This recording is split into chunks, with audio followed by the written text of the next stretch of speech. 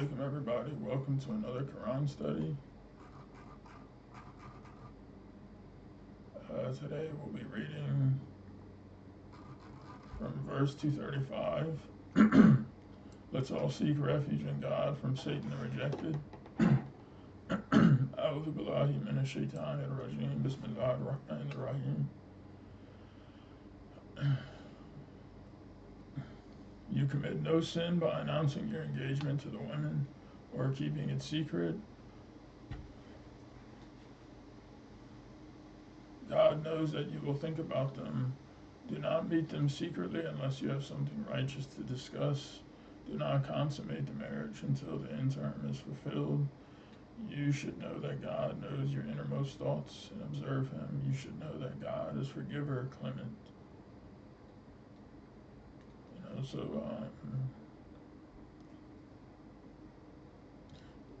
It's these verses are show that the Quran is fully detailed. Because just thinking about what we read in the last Quran study, it's a mercy from God that He informs us about just so many things. Even things we may not have thought that we may need to know, or certain rights or duties, obligations, how to treat this situation versus this situation. So God is the most wise, and being that He created us and created everything around us, His system is the best system. These verses are clear and straightforward. And also that keeping this in mind too, God knows everybody's innermost thoughts, and so and we're told to observe Him too. So we should always have and make sure we're having good thoughts about ourselves, about things, about people, and just keeping it righteous. And God is forgiver, clement. So we can be thankful to God for clarifying and explaining, all these things to us. And everything, is fully detailed. We know everything that we need to know, and like the verse says, the words of God would not run out. So,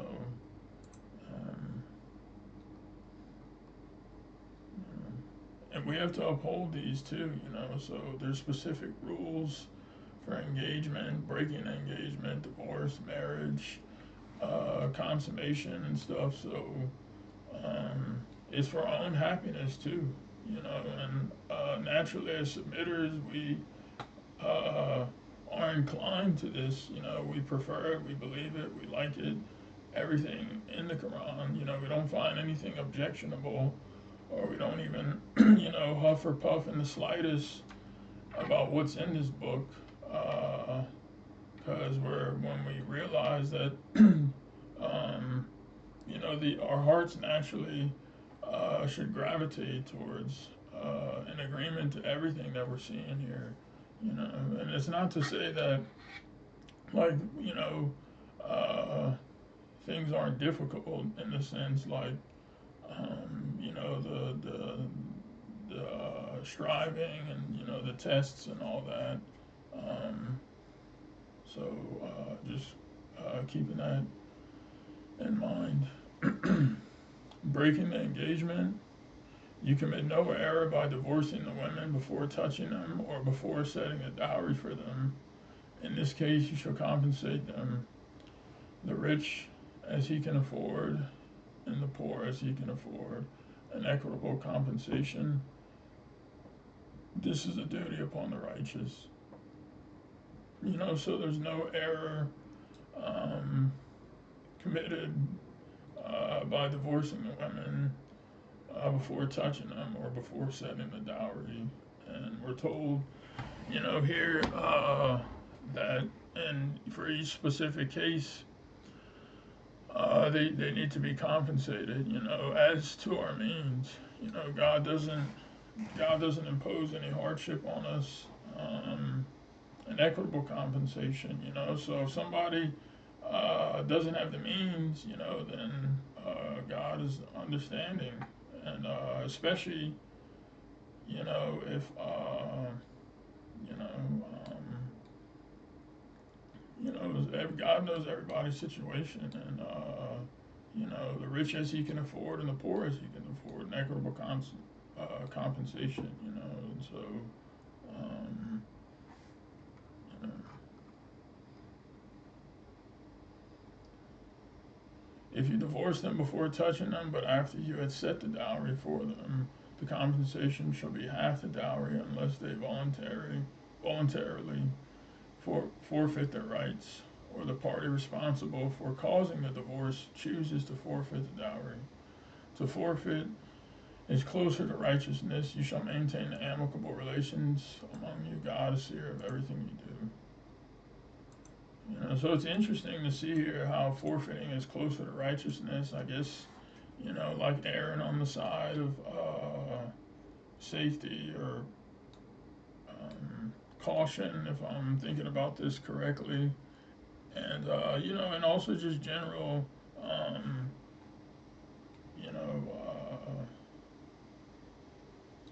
you know, it'd be voluntary on their part, and maybe they could.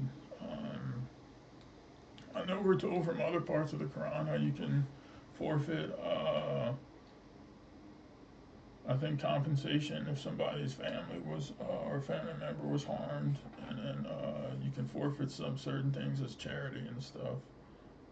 But we're always told to maintain amicable relations among you. So just because people divorce or something, or go their different ways, doesn't mean you don't have to be amicable. I mean, even among disputes and stuff, you can still be cordial, and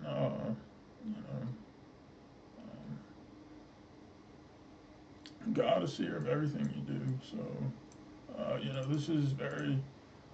this is a good reminder, with anything in life and everything. And so all of our actions, in Adam's weight, uh, is going to be accounted for. So we have to make sure um, that we're doing our best to do everything correctly. You know, you shall observe the contact prayers. So this one is a footnote. You shall consistently observe the contact prayers, especially the middle prayer, and devote yourselves totally to God. Under unusual circumstances, you may pray while walking or riding. Once you are safe, you shall commemorate God as He taught you what you never knew. So for 238, all 5 prayers are found in 238. Surah 11, verse 114, Surah 17, verse 78, and Surah 24, verse 58. When the Quran was revealed, the contact prayer Salah had already been in existence, Appendix 9. The details of all 5 prayers, what to recite, and the number of units, rakas per prayer, etc., are all mathematically confirmed. For example, writing down the number of units of each of the 5 prayers next to each other, we get 2, 4, 4, 3, 4. So dawn, noon, afternoon, sunset, and night, respectively, which is 19 times 1,286, subhanAllah. Also, if we use, an asterisk to represent Surah 1 al-Fatah, where the asterisk equals the Surah number 1, followed by the number of verses 7, followed by the number of each verse, the number of letters in each verse, and the geometrical value of every letter, writing down 2 asterisk, asterisk, 4 asterisk, asterisk, asterisk, and so forth, produces a multiple of 19. So it's basically plugging in. So you plug in this number 24434. 2 rakas for dawn, 4 for noon, 4 for afternoon, 3 for sunset, and 4 for night. So look, if it's highlighting, or my mouse So you can see this is the dawn, and then you're plugging in the asterisk, because you're substituting. So these numbers, these are real numbers, but they're just being substituted for this purpose. But it's a big number, and this is a multiple of 19. So it's like confirmation here upon confirmation. No human being could have come up with this, or um, you know, and this is just one of like, it's a huge, not to undermine it. Like when I say it's just one part of the miracle out of everything, like it's one huge part of the miracle out of uh, hundreds or maybe thousands of other huge parts of the miracle. So everything is awesome and in its entirety. So consistently observing the contact prayers, especially the middle prayer, and devote yourselves totally to God. Um, this is devotion to God, observing God, and, reminding myself now of the verse that the most important objective is the remembrance of God through the contact prayers, So our contact prayer is part of our making God our God the majority of the day. And we ought to shoot for 100%. Really, I think that's um, some days we could get maybe 90%, but the worst, at least what I've found, if we really try to shoot for 100%, we might do like 60 to 70%. But it's where we have to, it, thinking about it like that. And we can think, the messenger gave good examples, about how can we make God our God, like when we're working at the computer? Well, to the right of me, is this plant. It's kind of blurred out, but we can every time I can just look at it every so often, or I just see it through my peripheral, and then say Subhanallah, or just look outside and stuff, or just consciously, even in this moment, the eyesight is so freely given, and there's no glitches in my vision. There's no, it doesn't just flicker, or go black and then come back, like the TV does sometimes, or if you're playing a game or something, or static. I mean, everything is like so perfect, so we can, and then just think about the technology, like the computers we're using, like how God created the elements of this earth, and that we're using it as a useful tool to better our souls, because some people use a computer for very bad things, and to commit transgressions, to do things that don't have anything to do with God. So we can think about these things like this and just come up with all types of reasons. It's sometimes fun to do that. But this is an important one, 239. Under unusual circumstances, you may pray while walking or riding. Once you are safe, you should commemorate God as He taught you what you never knew.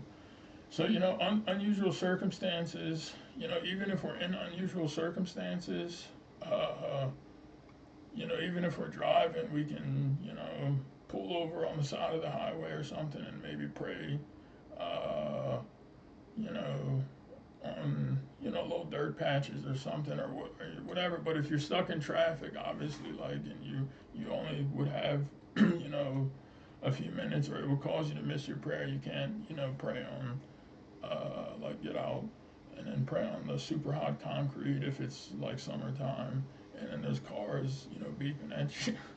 But really, it would be better for us, even if you're in an office or something. I mean, God knows the situations, but the only times I've ever personally speaking is I've ever had to do this was I mean, until like I knew, like when I was first coming into submission, I remember getting clarification on this, because I was, I think, praying inside my vehicle, when I was parked at some of these you know facilities in the oil field, and and there's people, that have that, they're safety people, safety officers and stuff that come around, and if you get out your vehicle without your hard hat or your equipment, and stuff, or even you take off your steel toes, which these are requirements for safety requirements, and you could easily get canned if you don't. But you get to a point where you don't even care, like if that situation were to come, you don't care about your job, because if you can't bring yourself to pray, uh, out in the open. And not saying, I ended up running into a situation where somebody did come on site and I just maintained my prayer, but not to but just to clarify, like, not to digress, but um, from the verses, but just in the sense of like how we'll be tested, and these were tough, really tough for me in the beginning, but then you realize like it's we won't make it if we have any part of the ego, we're attached to these worldly things, or worried about a job, Satan, that could have been a claim, so we'll be put in situations where that could around, but we really have to get to the point where we don't care, have any attachment to these worldly things, and then and like the messenger said, if God will, like, you can't, or I don't know exact, I don't want to paraphrase it too much, but he had a good saying, about this, but so the under unusual circumstances. So yeah, I could have maybe made an excuse, but like we have to really not make any excuses. And being on a plane or being like stuck in traffic on the highway. Other than that, I mean, even if you're in a building where there's limited spaces, maybe you could go to a different floor or something. But it is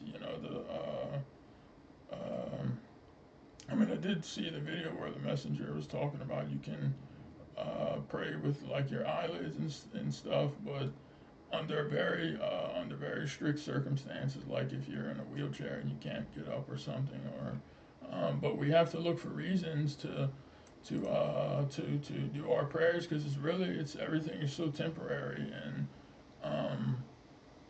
it's better to we don't care what people think, praying in airports or whatever, wherever we are, and God will strengthen us through these things, and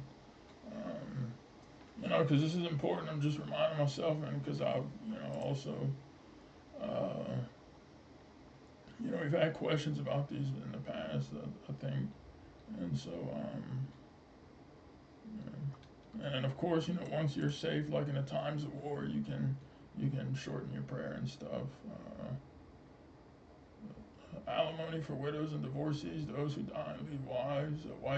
A widow shall provide their wives with support for a year, provided they stay within the same household. If they leave, you commit no sin by letting them do whatever they wish, so as long as righteousness is maintained. God is almighty, most wise. So you should provide alimony for widows and divorcees. The divorcees shall be provided for equitably. This is a duty upon the righteous. You know, So yes, supporting, because someone's life is completely changed. Like once they're not the same person. Like the messenger explained it, I think better than I'm explaining it now. But like when a wife or a woman, gets married, she leaves her home and stuff, and then she's not the same person. Uh, you know, um, Whatever the case may be, but it's part of God's system and law. So, people, everybody can, come out okay, because um, you don't want to have anybody, suffering on either end. We don't want hardship for the woman or the man. It has to go both ways. God thus explains his revelations for you that you may understand. Striving in the cause of God, have you noted those who fled their homes, though they were in the thousands, fearing death? God said to them, die, then revive them. God showers his grace upon the people, but most people are unappreciative.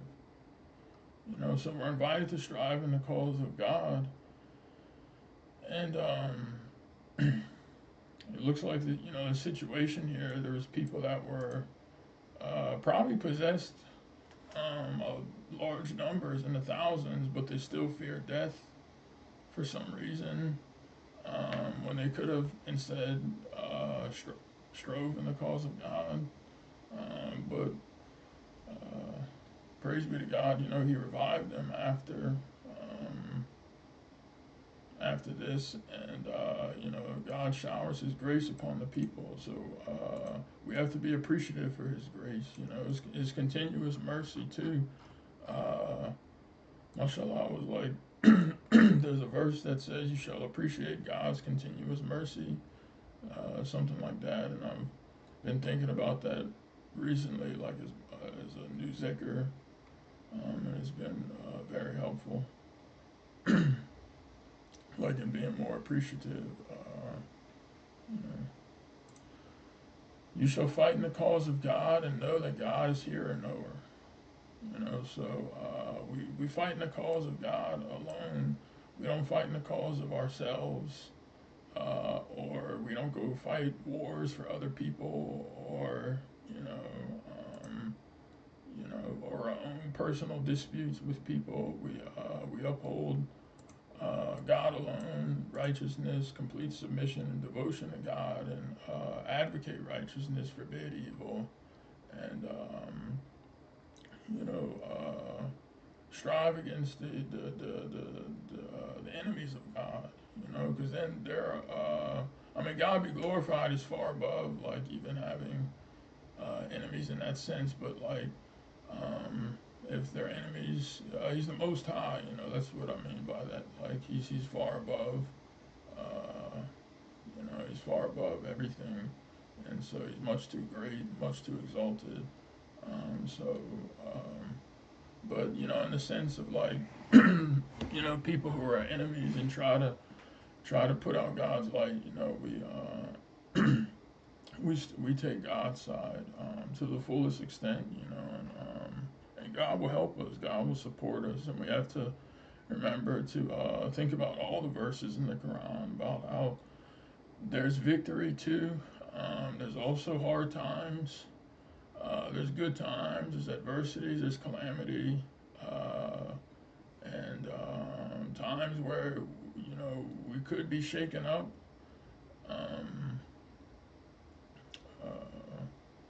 Difficult times, trying, but this is all part of this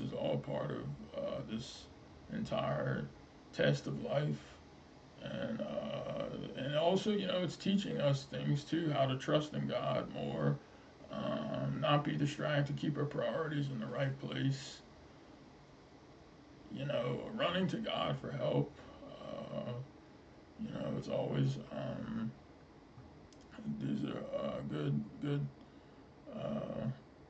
both opportunities, tests, to really increase our development of the soul and nourish ourselves. Who would lend God alone of righteousness to have it repaid to them? Multiplied manifold. God is the one who provides and withholds, and to him you will be returned.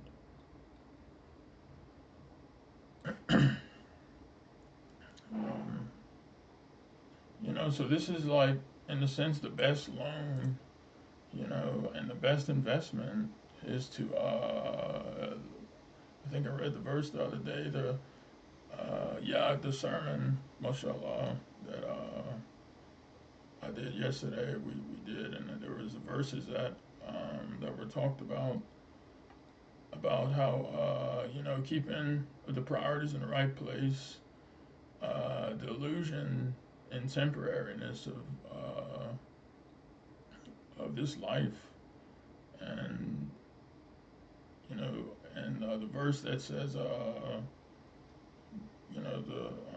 the hereafter is far better, and the righteous works provide an eternal recompense and a far better hope.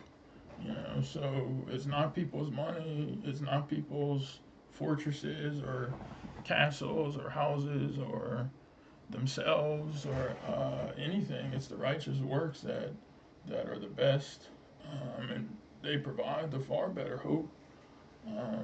You know, so keeping that in mind, and with context to this verse,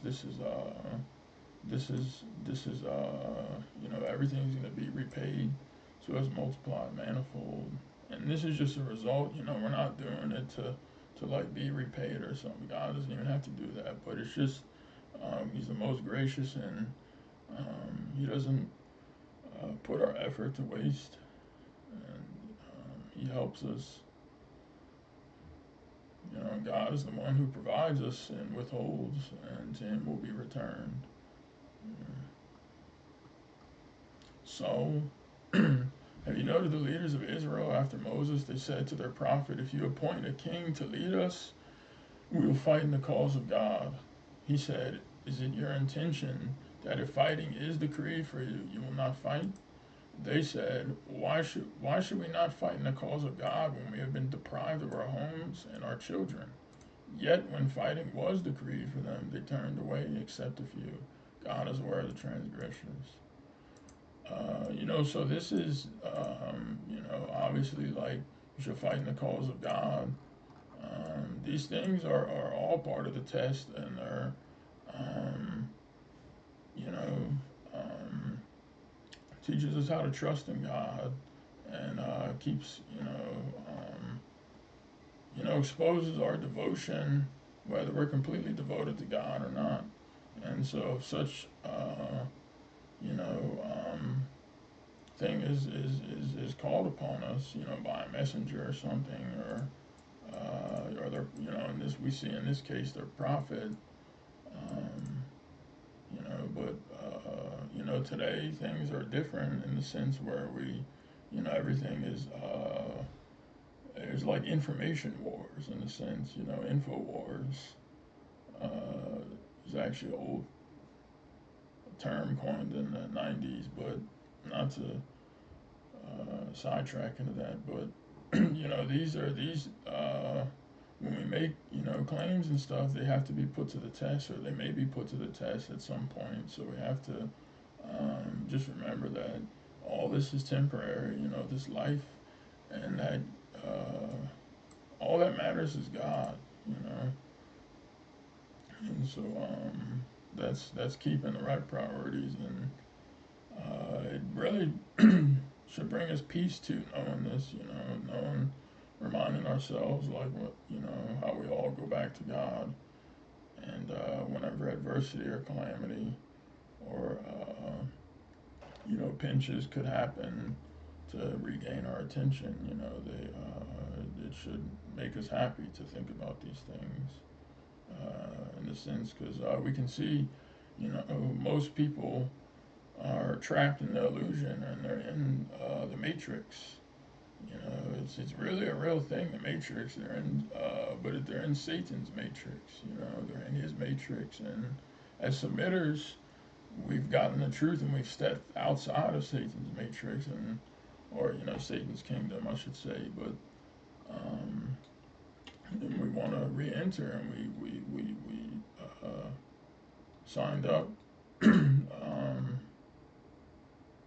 Like with the application, like just one way to think about it, we're applying for God's kingdom, you know. So we have to do our best, and that really ask God to help us, because you know, we're not going to succeed unless God helps us.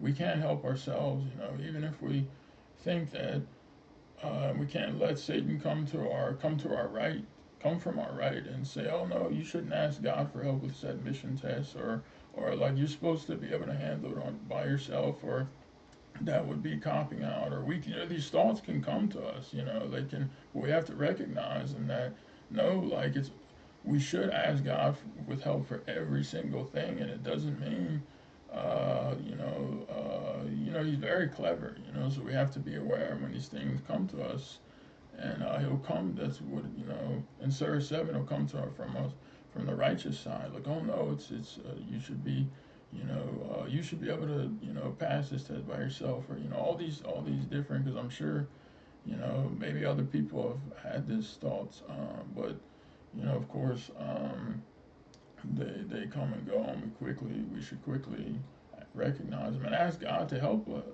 us to recognize such thoughts, and constantly seek refuge, making God our God, imploring Him for help with the big things and the small things. Even a small decision like which maybe store should I go to today, or and, or what food is He gives us a mind and intellect to think about these things. Questioning God's wisdom. Their prophet said to them, God has appointed Talut, Saul, to be your king. They said, how can he have kingship over us when we are more worthy of kingship than he? He is not even rich. He said, God has chosen him over you and has blessed him with an abundance and knowledge and in body.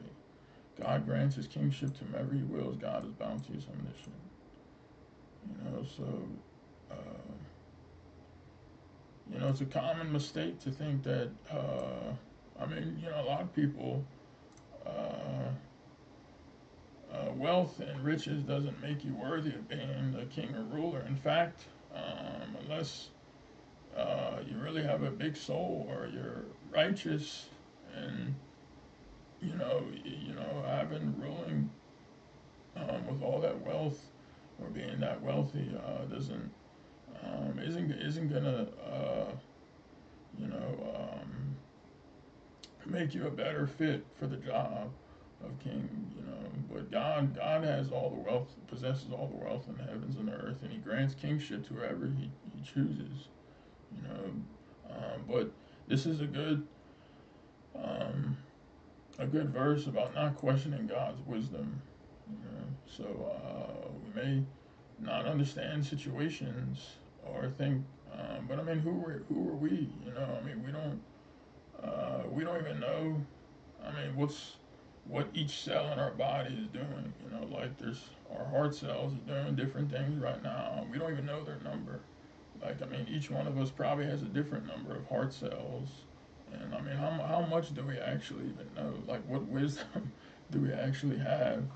Like, in the broader sense. So, like, it should be humbling, because God knows all these things. So, who better than the most wise to make all our decisions for us? Like, we just decide to be with God, and everything else follows. Like, we happily accept everything that follows and that He's doing. And Ark of the Covenant, their prophet said to them, the sign of his kingship is that the Ark of the Covenant will be restored to you, bringing assurances from your Lord and relics left by the people of Moses and the people of Aaron. It will be carried out. This should be a convincing sign for you if you are really believers.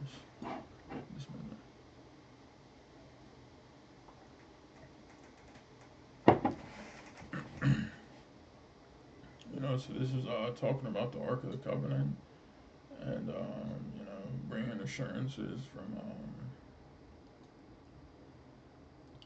and the relics left by the people of Moses and the people of Aaron.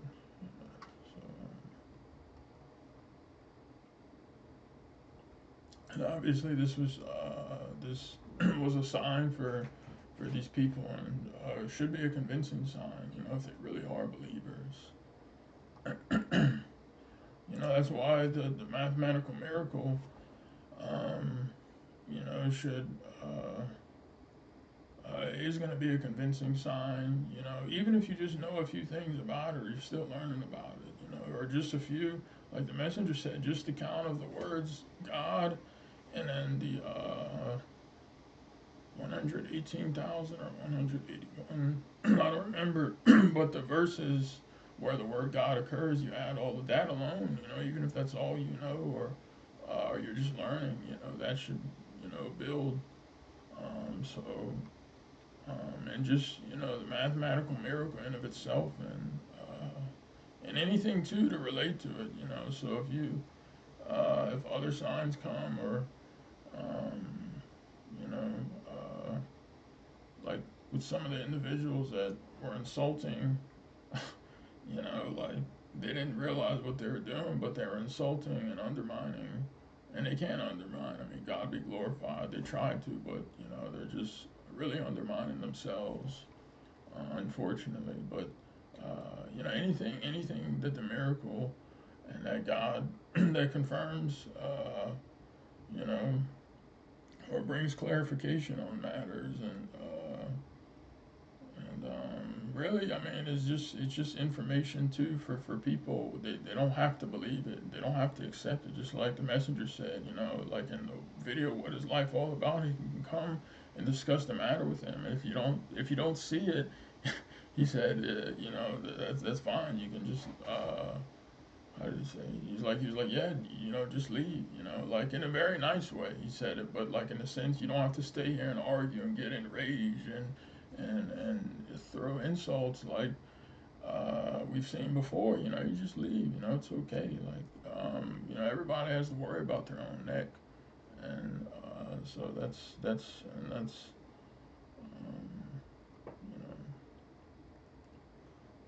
David and Goliath. When Saul took command of the troops, he said, God is putting you to the test by means of a stream. Anyone who drinks from it does not belong with me. Only those who do not taste it belong with me, unless it is just a single sip. They drank from it except a few of them.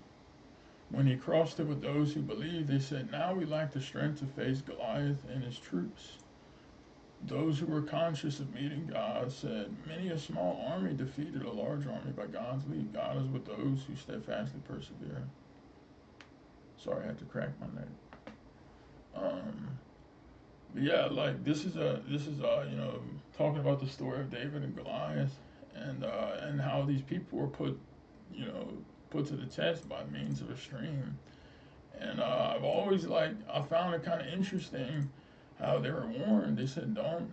Uh, Only those who do not taste it belong with me, unless it is just a single sip.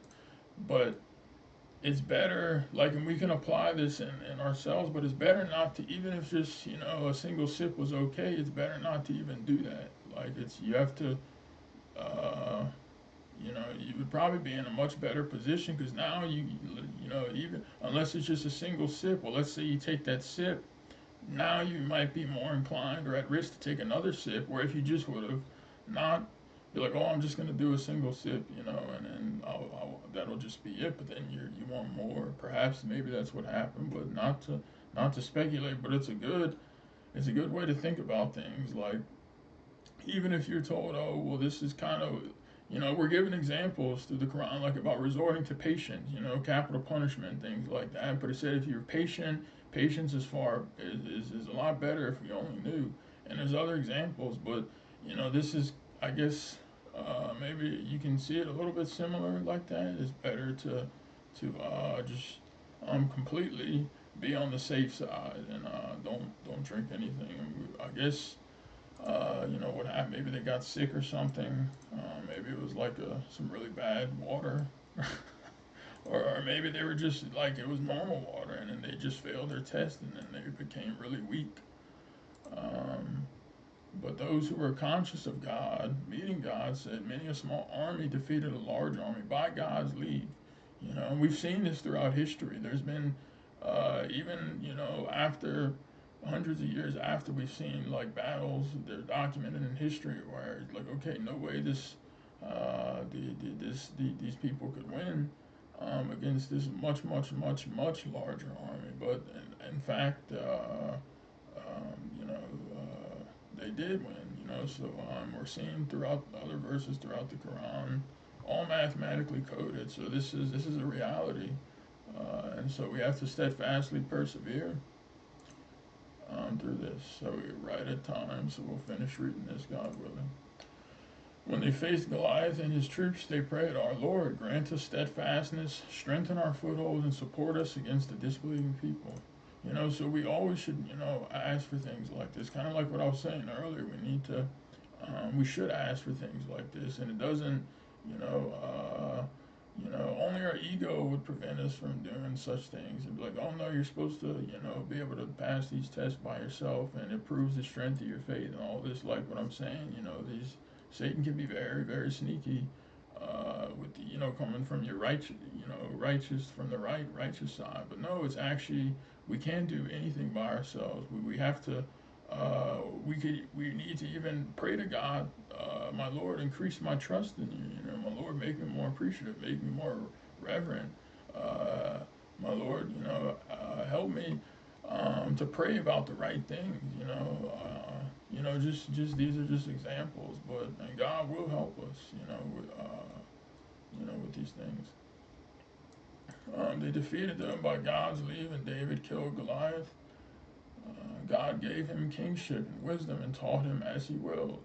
If it were not for God's support of some people against others, there would be chaos on earth, but God showers his grace upon the people. So, thank God. I mean, even the things that are happening and have happened and will continue to happen in this world and these, events that are unfolding. If it wasn't for God's support, I mean, it would literally be like complete chaos. Like, because right now, I mean, there's so much order, like still a lot of righteous order, uh, and even if that ratio were to go down or things happen, I mean, like, mashallah, we still have it very good, but also being aware of, complete devotion to God alone, uh, standing up for God, standing up for God alone, the message, and be thankful for His support.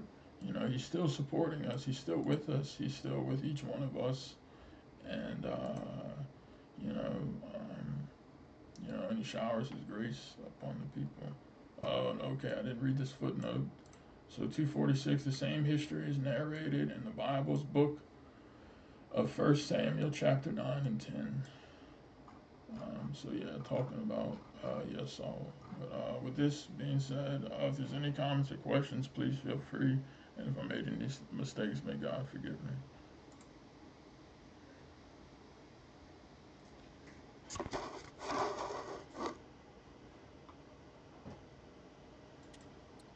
Brother, thank you so much.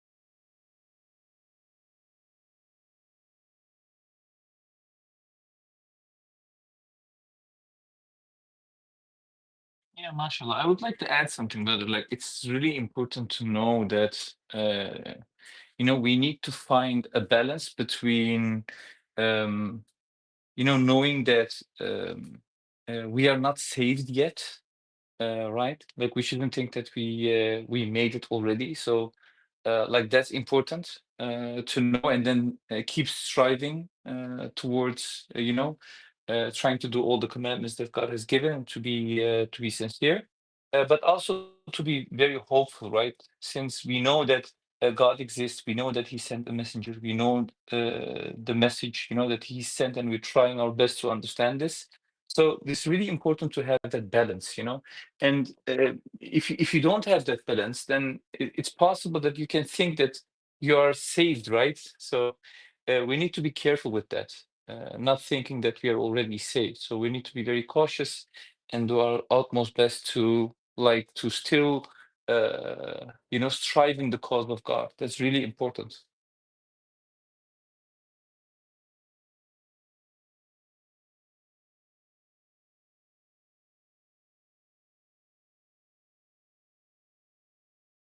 Yeah, and the reason is like that can also be a trick of the devil, right? Make you think that like you're saved, like you know everything and you're saved and you're all good, etc. And it can start very small and then grow into something where like you have grown your ego instead of like killing it.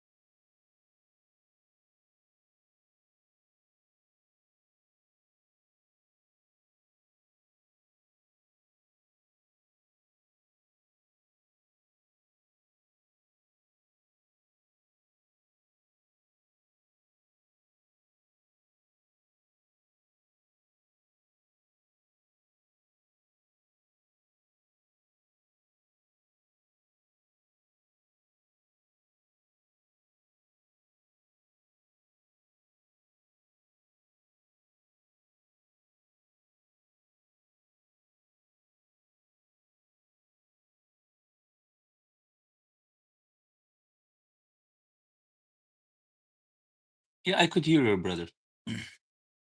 Maybe it's only you.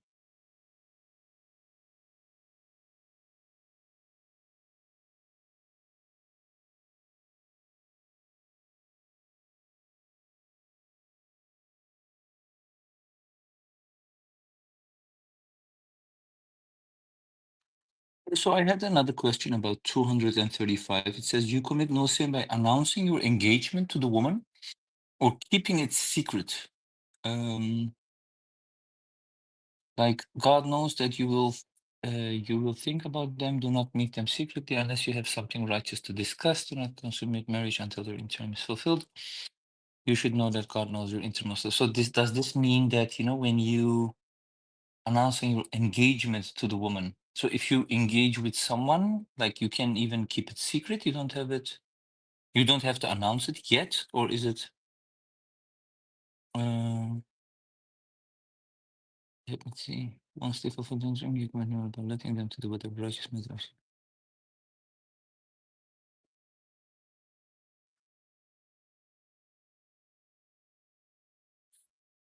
Who's talking? Oh, Suleman tries to talk.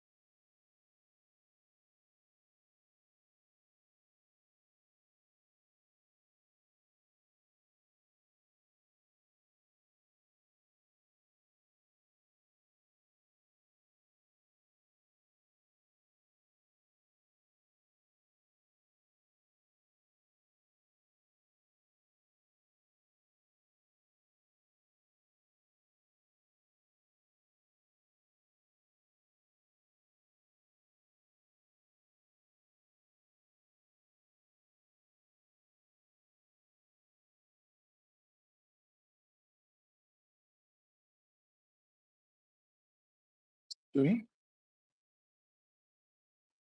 Oh. Yes, I can hear you now. Can you repeat that, sister, please?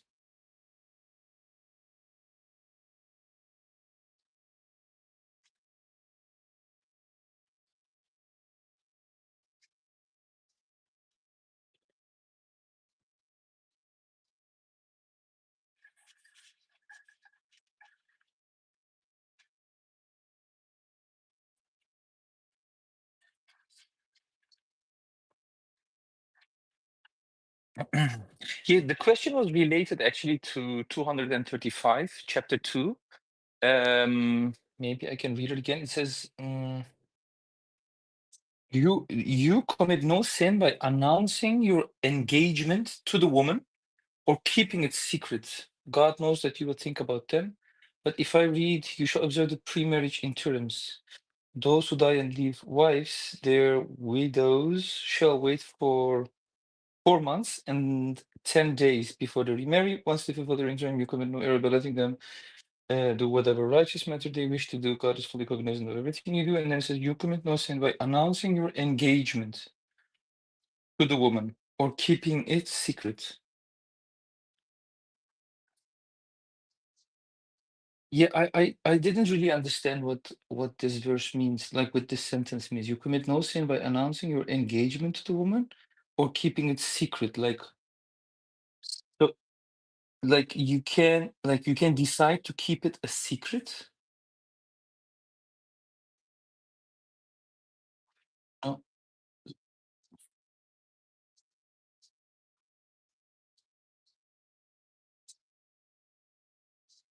yeah, we can't really hear.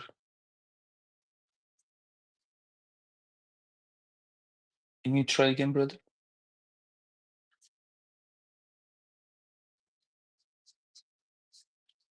Chapter 2, verse 235.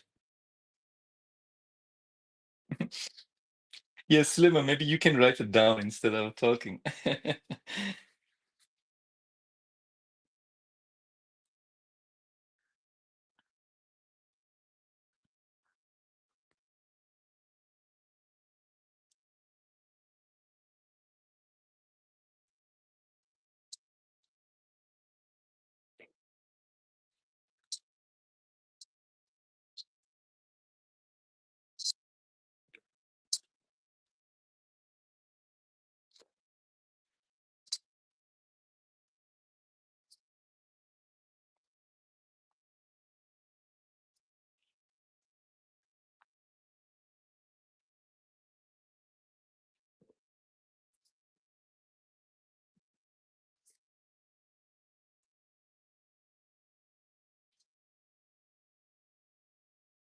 Yes.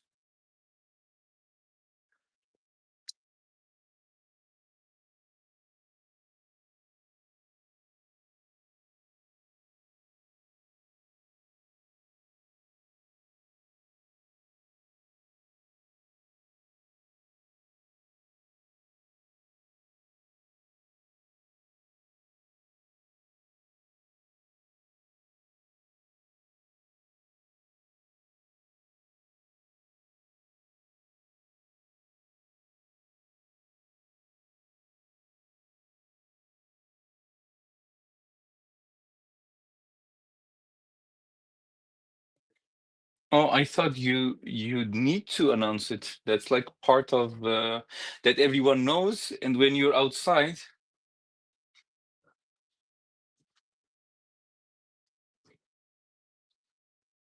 Mhm.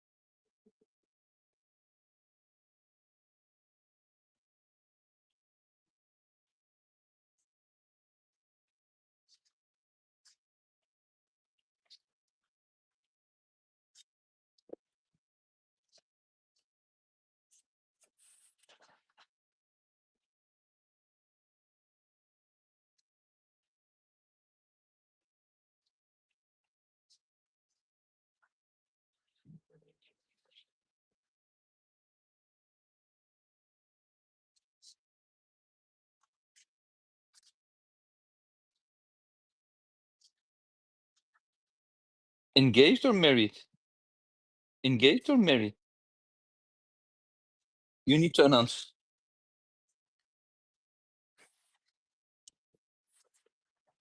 Hmm.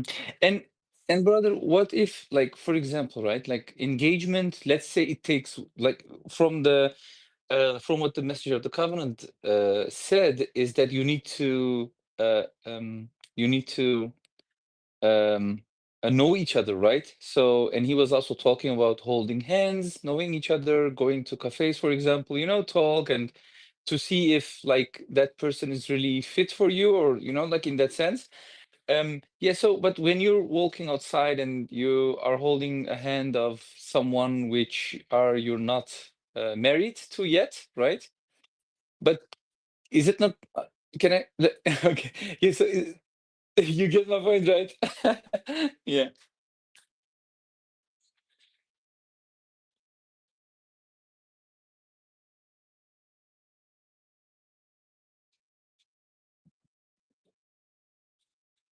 Or your voice, there happens something with your voice, but yeah. Yeah. So for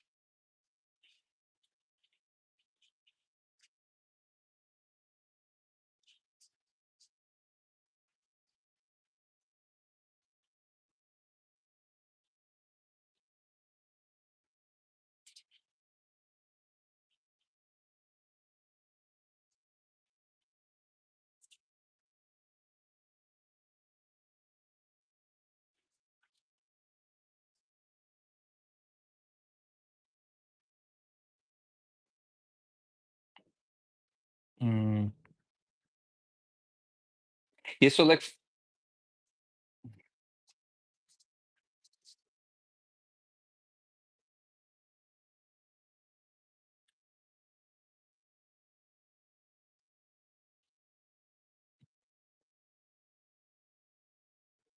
Mhm,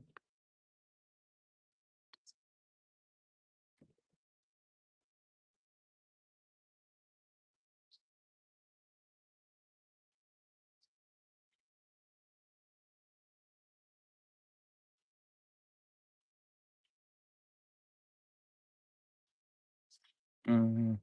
Yeah, because in most of the cultures, even the engagement is announced, like from the beginning that okay, like the families are going for it. They want those two people to marry, and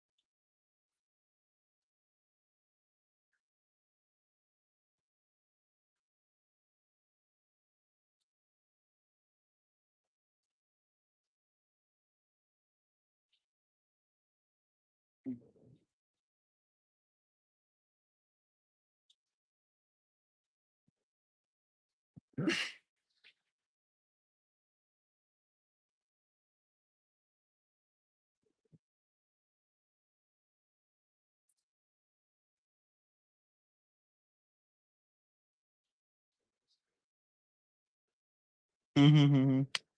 Yeah, we have that, like when you're getting married, like you start bringing food, you start bringing meat, like you have these, every time when you go, you need to do something, you start giving like gold and that kind of stuff to the one, like the parents are giving that too. So, like everyone makes sure that, they're saying, okay, this girl is ours now. So don't even think of, going and asking for her hand.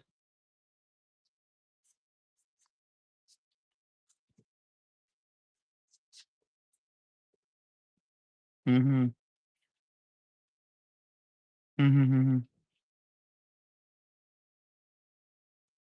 Hmm.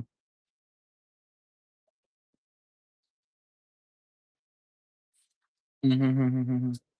The other thing, brother, is like, for example, if you want to marry with someone and you're going into an engagement, like you don't want at least that she's also talking to other people, right? Like, why? Like, you understand what I mean? Like, you're trying, like, you're thinking of marrying that person, and then, but simultaneously, someone else is coming and asking for her hand all the time, like, or other people are coming and trying to talk with that person and trying to marry that person as well.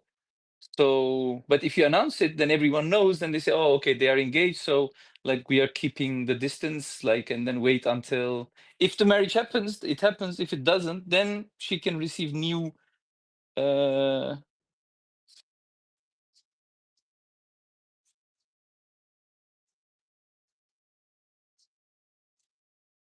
Uh, that also makes sense.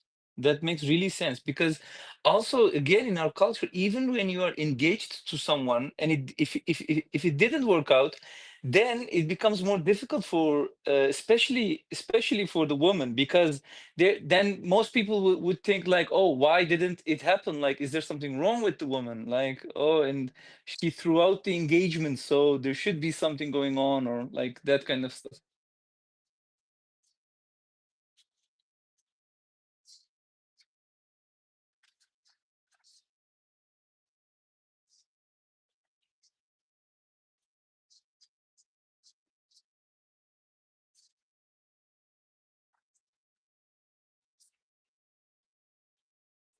Mhm.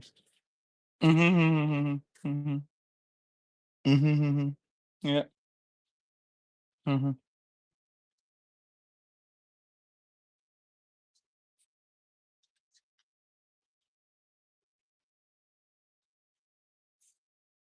Mhm, mhm, mhm. And do you know, brother, maybe it even makes it more difficult when you don't keep it a secret. You understand what I mean? Like because of the what is it called? The pressure, Yeah, yeah, yeah. So there is a pressure, and even like imagine that a woman doesn't like that person, but they're engaged for like 8 months, and then she thinking like, okay, if I'm now going to stop the engagement, then like my other possibilities will. Okay, yeah, like okay, that makes a lot of sense. It should be more easy to like make these decisions, right? And then not. Mm-hmm.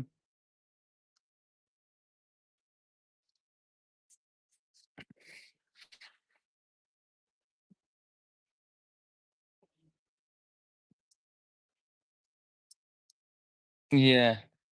Mm-hmm. Mm-hmm. Mm-hmm. Mm-hmm. Mm-hmm.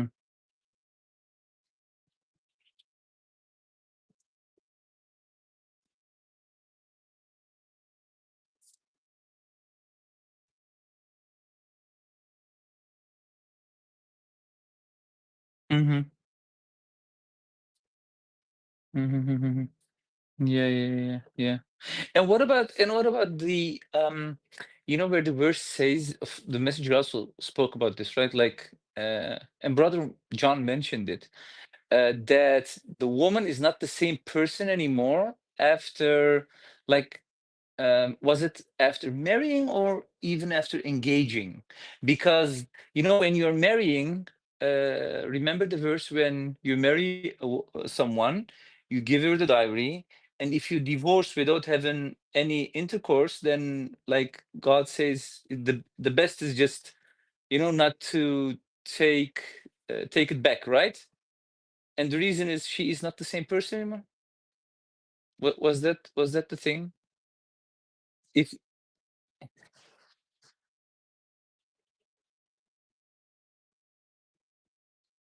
yes.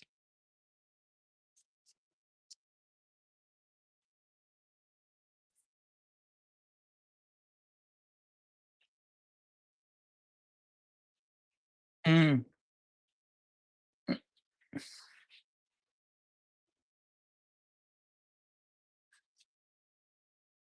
Mhm. Mhm. Mhm, mhm.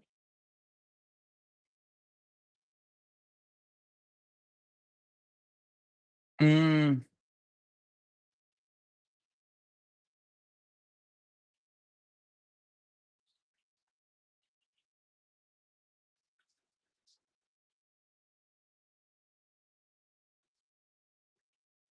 Mm.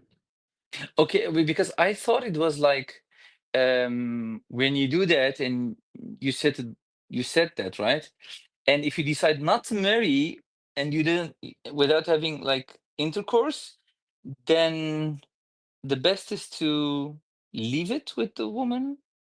Maybe I misunderstood that whole part.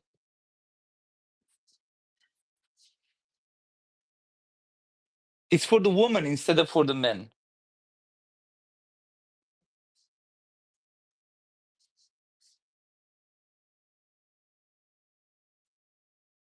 What does God advise, brother? What is the advice of God in this situation?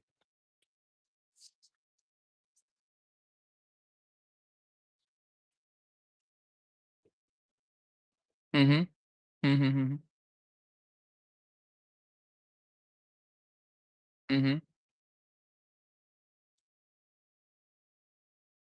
Mhm. Mhm.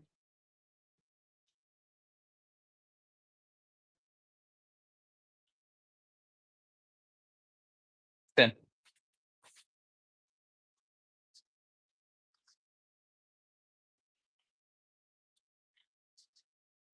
Mhm. While not having any intercourse, right? Okay, great. Okay. Yeah, I want my money back. So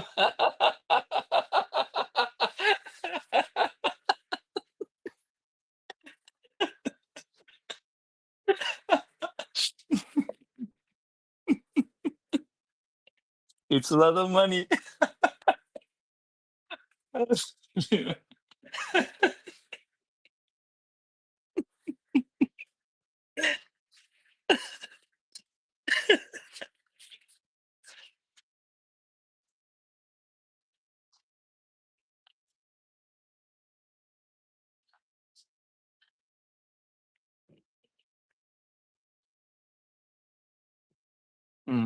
Okay.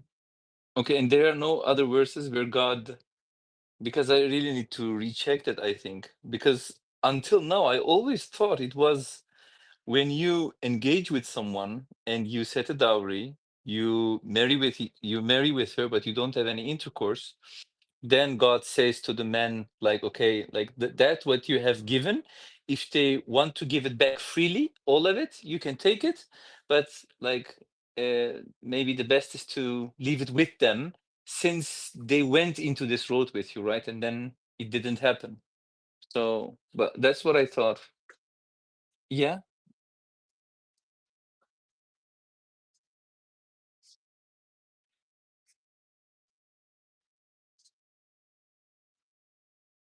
Mm. But that's after having intercourse. Oh, okay, okay, okay.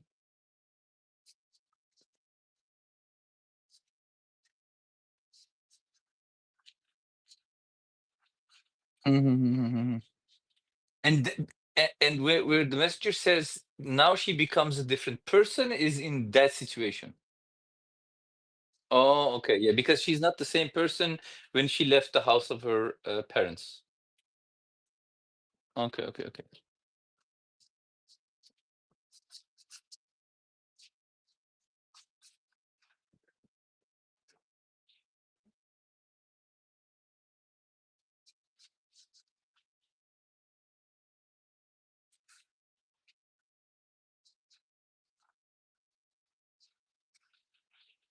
Mm.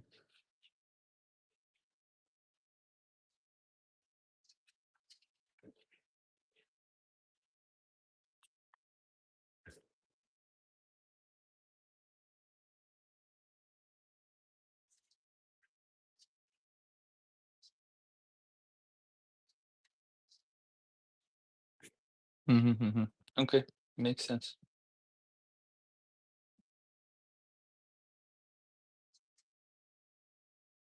Yeah, yeah, yeah. Yes, yes, yes, yes. Makes a lot of sense, mashallah.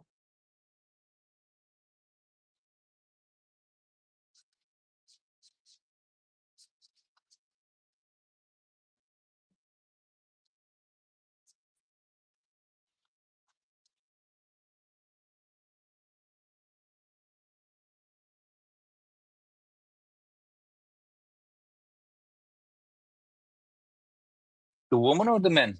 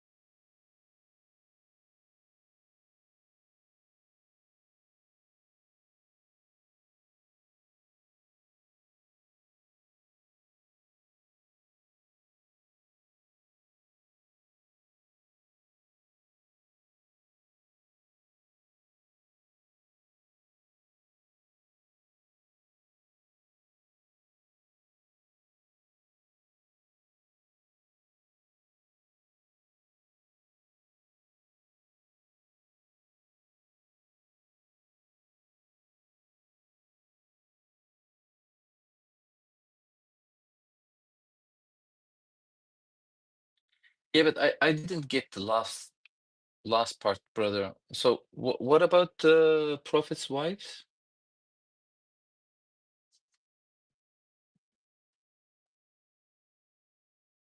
Oh, he's gone, I think. The voice.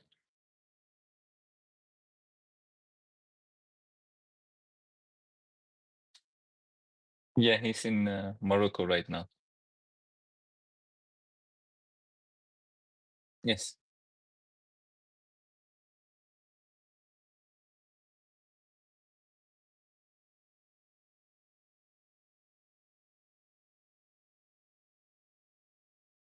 Yes, sister.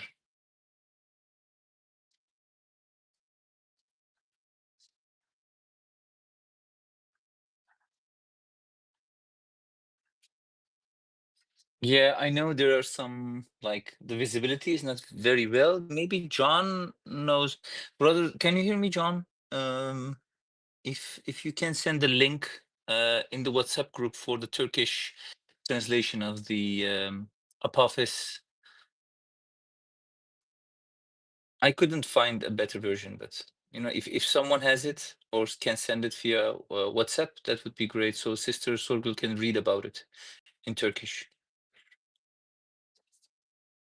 No, maybe.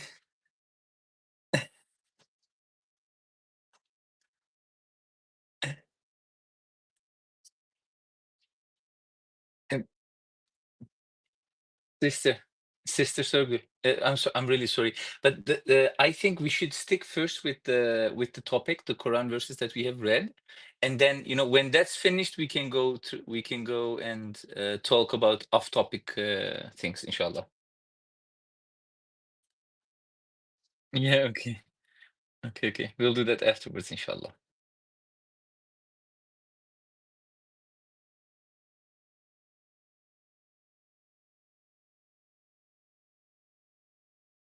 Yes, we can, brother.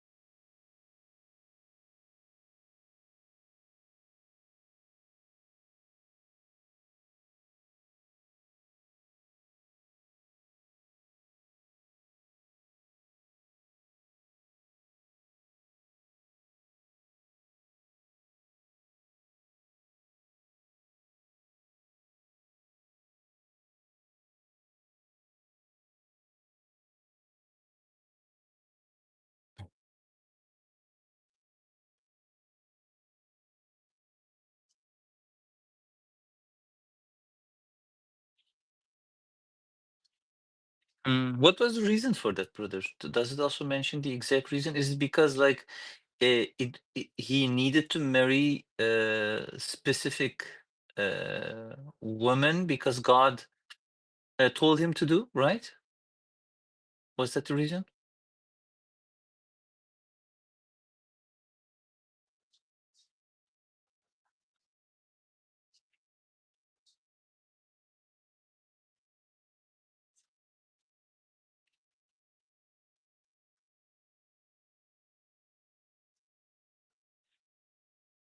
Mm-hmm. Mm-hmm. It would be very difficult for him to. Makes sense.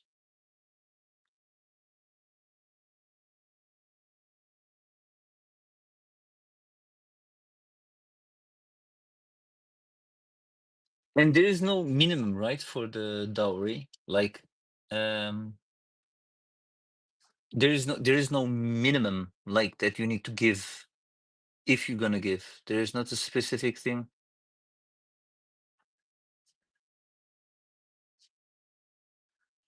Yeah, yeah, yeah, something like that. I remember reading. Mhm.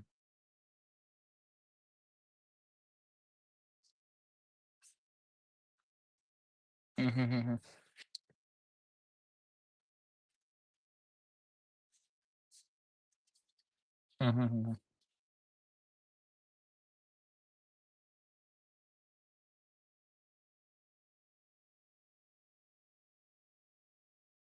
In the verse 240, it says, "Those who die and leave wives, a will shall provide their wives with support for a year, provided they stay within the same household. If they leave, you commit no sin by letting them do whatever they wish, so long as righteousness maintain. God is Almighty, most wise."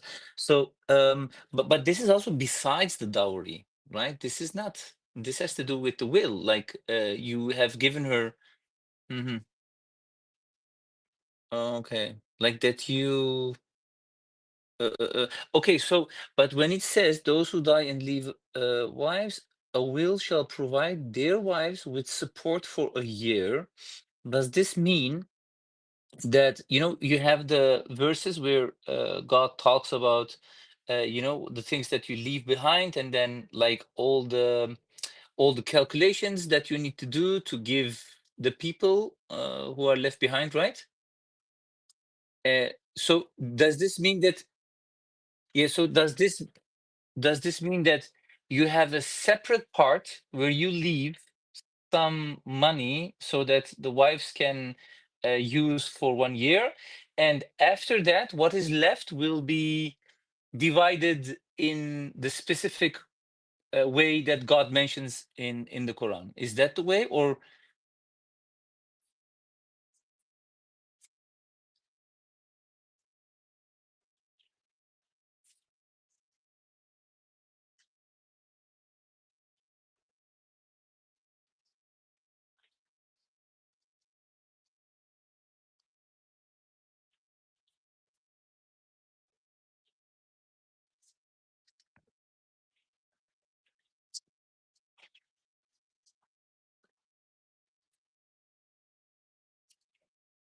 And you decide.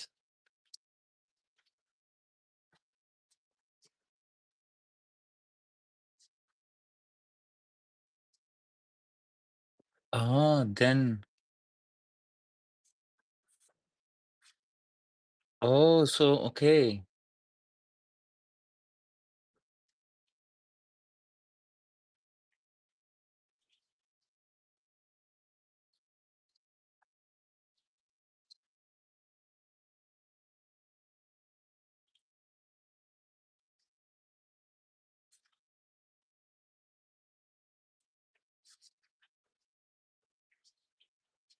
Mm.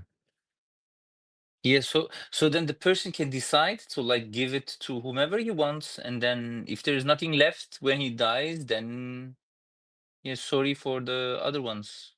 That's basically it. Okay.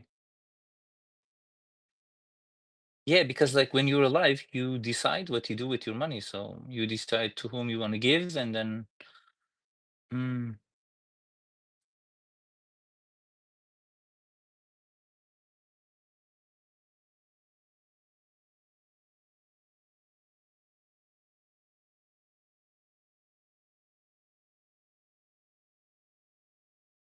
you're in a hurry, brother. I know. No, wait, I had question for every verse. Okay. Sister Sorgel had questions about the Apophis. Brother, I copied the link in the app, but was there a better version she wants to read in Turkish and she has difficulties translating it into Turkish with Google Translate, I think? Maybe use ChatGPT, I think. That would help. Mm-hmm. Yes, sister, try using ChatGPT if it's available.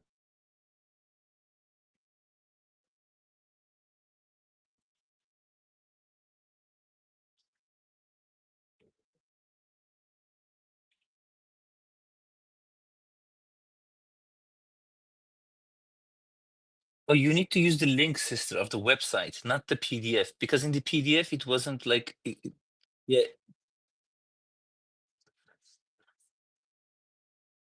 Okay. Sister, I'll try to make a translation for you, and then I'll send it via WhatsApp, God willing. Yeah, and then you can read it, inshallah. Yes.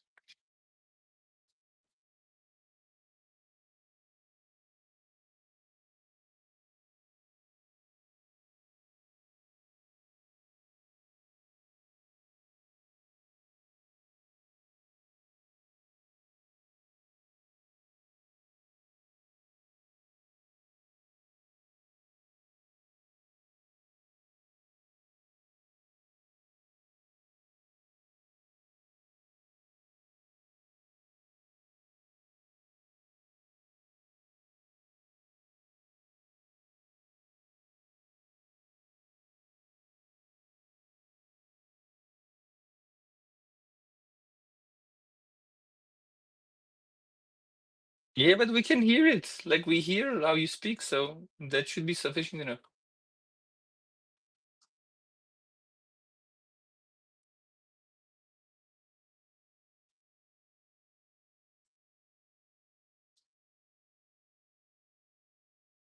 English. And if you don't understand certain sentences, for example, you can always paste it into ChatGPT and translate it. No? That's true, brother. Yeah, I do that, mashallah. That's a gift from God.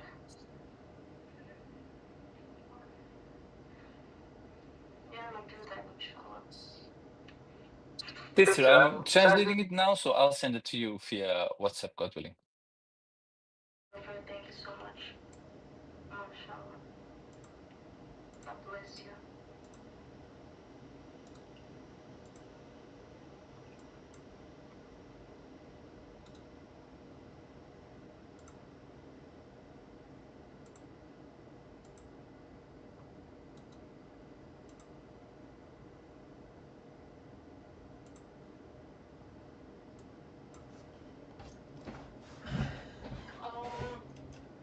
Brother Suleman, I have a question, to be honest.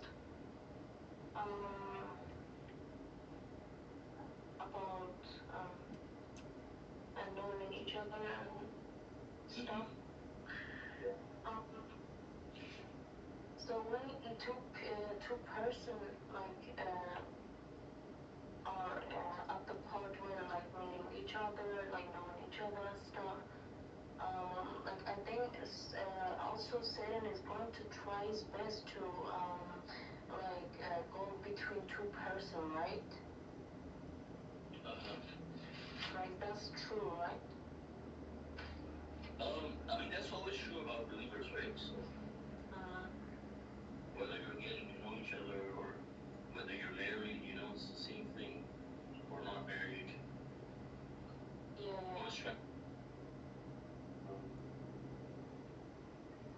Couldn't hear you, brother. Do you hear me now? Yeah, I can hear you now. Yeah, I was saying that Satan will always try to drive a wedge among the believers, whether you're engaged or married or not married, you know, it doesn't matter.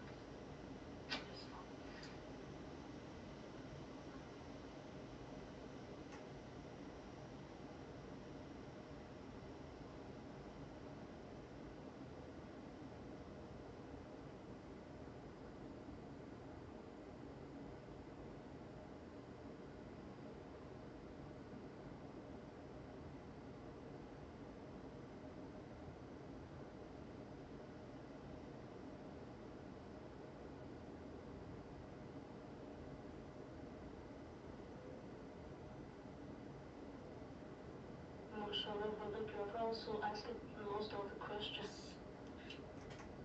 Oh, Oh, about about marriage, you marriage, you mean, mean, sister? sister? Yeah, but Okay, mashallah. your voice is showing up. Oh.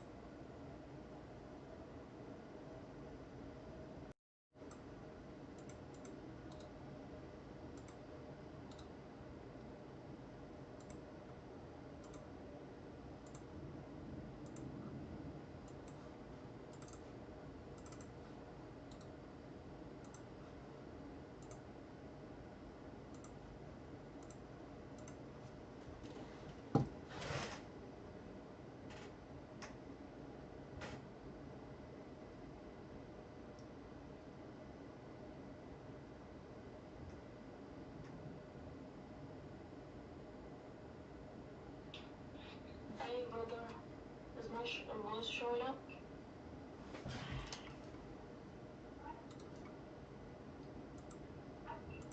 Assalamu alaikum.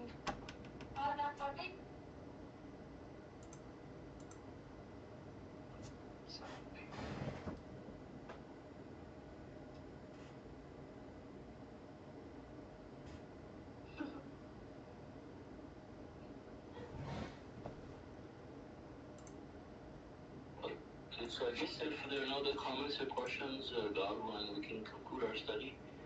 So thank you all for joining us. Today will be on Tuesday at 2 p.m. Pacific time. God bless you all. Assalamu alaikum. Bless you all. Assalamu alaikum. Thank you, everyone. Thank you, Brother John, for the study. God bless. Thank you.